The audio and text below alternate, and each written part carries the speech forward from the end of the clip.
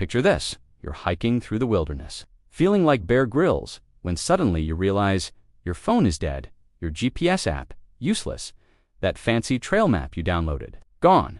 You're standing there like a confused tourist in your own backyard, and the only thing more lost than you is that one sock from your laundry last week. But here's the thing. Humans navigated for thousands of years before Siri started telling us to turn right in 200 feet. Our ancestors didn't need Google Maps to cross continents. They used something even more powerful: their brains' basic observation skills and some seriously clever tricks. Today, I'm going to turn you into a human GPS. By the end of this video, you'll know how to navigate using nothing but natural signs and stuff you can literally find lying around. And yes, we're talking about making compasses out of random junk, MacGyver style. So before we dive in, let me ask you this. Would you trust yourself to navigate without GPS? Drop a comment and tell me, are you team I get lost in my own neighborhood, or a team I was born to be a wilderness explorer? Alright, navigation lesson number 1. Landmarks are your best friends. But not all landmarks are created equal, and some are basically the lying friends of the navigation world. Good landmarks. These are your ride-or-die navigation buddies. Mountains and hills, they don't move. They're huge, and you can see them from miles away. It's like having a giant billboard that says, "North is that way." Rivers and streams. Water always flows downhill toward larger bodies of water. Follow a stream, and you'll eventually hit civilization. Plus, water is good for not dying of thirst. Distinctive rock formations. That weird rock that looks like your Uncle Bob. Perfect landmark. It's been there for thousands of years, and it's not going anywhere. Bad landmarks. These are the friends who say they'll pick you up and then forget. Individual trees. Unless it's absolutely massive and obviously ancient, trees can fall down, get cut down, or just look exactly like 50 other trees. Man-made structures that can change. That construction site won't be there forever, and apparently, neither will that billboard advertising a restaurant that closed in 2019. Pro tip: always use multiple landmarks together. Think of it like having 3 friends confirm the same story. If they all agree, you're probably on the right track. If one friend says the party's at 8 and another says 9, somebody's wrong. But what if it's cloudy and you can't see your mountain landmarks? Don't panic. The sun's got your back. The sun is basically a giant flaming compass in the sky that's been doing the same routine for billions of years. And unlike your ex, it's actually reliable. The basics. In the northern hemisphere, sun rises in the east, sets in the west, and at midday it's roughly south. In the southern hemisphere, it's the opposite. Midday sun points north. But here's where it gets fun. We're going to make a shadow compass with literally just a stick. The shadow stick method. Find any straight stick about 3 feet long, or use a hiking pole if you're fancy like that. Stick it straight up in the ground, where you can see its shadow clearly. Mark the tip of the shadow with a rock or scratch in the dirt. Wait 15 to 20 minutes. I know patience is hard, but trust the process. Mark the new shadow tip. The line between these 2 points runs east-west, with the first mark pointing west. Stand with your left foot on the first mark, right foot on the second. You're now facing north. It's like the earth is doing a slow-motion dance move, and you're reading its choreography. Bonus trick. Got an analog watch, or can draw one? Point the hour hand at the sun. Halfway between the hour hand and 12 o'clock is south. It's like your watch suddenly became a compass that also tells time. How convenient. But what happens when the sun goes down? Well, that's when things get really cool.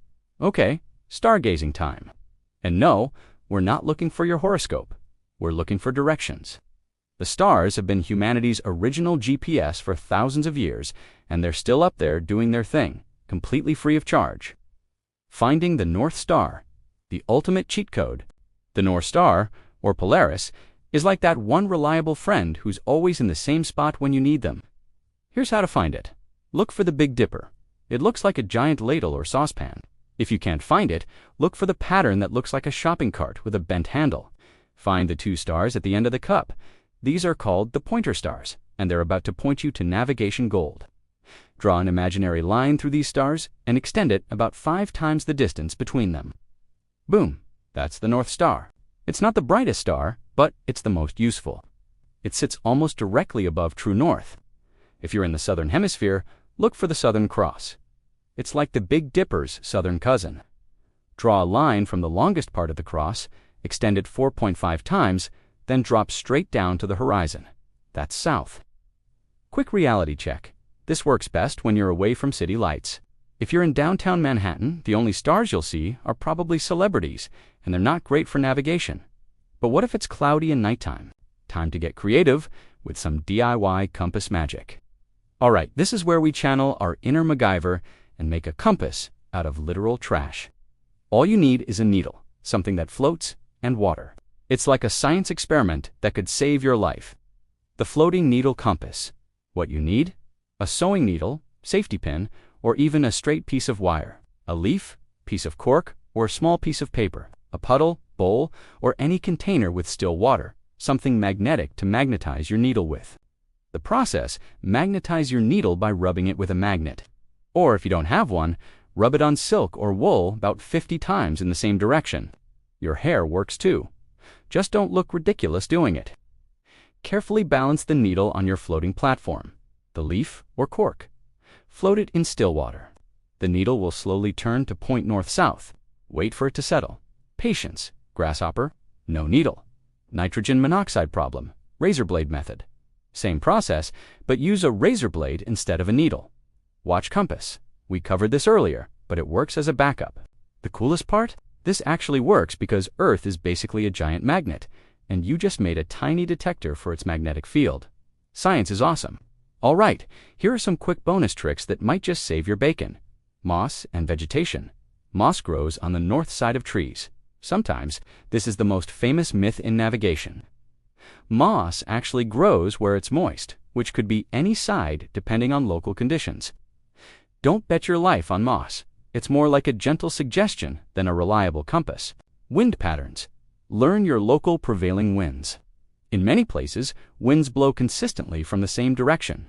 If you know your area's patterns, wind can be a decent backup navigation tool. Snow and ice. Snow melts faster on south-facing slopes in the northern hemisphere because they get more direct sunlight. It's like nature's way of drawing arrows on the landscape. Animal behavior. Birds often fly toward water sources in the evening and away from them in the morning. Not foolproof, but if you're desperate for water, it's worth paying attention to. Vegetation clues. Trees and bushes are often more lush on their south-facing sides where they get more sun. Again, not 100% reliable, but it's another piece of the puzzle. Remember, none of these tricks work 100% of the time. That's why you always use multiple methods together. Think of it like asking for directions from several people. If they all point the same way, you're probably good. And there you have it. You've just leveled up from helplessly lost human to wilderness navigation wizard. Let's do a quick recap of your new superpowers. Use reliable landmarks. Mountains, rivers, and distinctive features are your friends. The shadow stick method: turn any stick into a compass with just time and patience. Find the North Star using the Big Dipper, your celestial GPS that never needs updates. Make a compass from random junk. Because sometimes you need to MacGyver your way home. Read nature's subtle hints. Wind, snow, and vegetation patterns can all give you clues. Now, I have to ask, are you feeling confident enough to try some of these techniques? Or are you still firmly in the, I need Google Maps to find my own kitchen camp? Here's your challenge. Next time you're outside, try the shadow stick method, just for fun. Time-lapse it, post it on social media, tag me. I want to see your navigation experiments. And hey, if these techniques ever actually save your life, I expect a thank you card. Preferably one that wasn't delivered using GPS. If you enjoyed becoming a human compass today, smash that like button and subscribe for more skills that might randomly save your life content. And tell me in the comments, what's the most lost you've ever been? Did you panic, or did you channel your inner explorer? Remember, the best navigation tool is the one between your ears. Stay curious, stay prepared, and maybe download a backup GPS app just in case. Until next time, keep exploring and try not to get lost.